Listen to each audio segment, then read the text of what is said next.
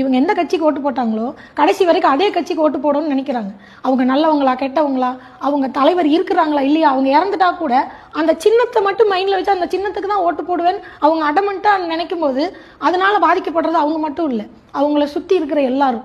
புரியுதுங்களா? புரியுதுங்க.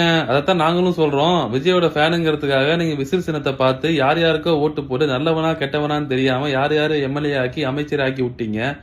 தமிழ்நாடோட ஜிடிபி தெரியுமா உனக்கு? பர் கேபிட்டல் இன்கம் என்னன்னு தெரியுமா? கிராஸ் என்ரோல்மெண்ட் ரேஷியோ தெரியுமா? பாவர்ட்டி ரேட் என்னன்னு தெரியுமா? அன்எம்ப்ளாய்மெண்ட் ரேட் என்னன்னு தெரியுமா?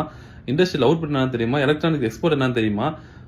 நம்ம ஊருக்காரன் வெளிநாட்டுல போய் வேலை பார்க்குற மாதிரி வெளிநாட்டுக்காரன் நம்ம ஊர்ல இருந்து வேலை பார்த்து அவங்க ஊர்ல போய் பங்களாவே கட்டுறானுங்க.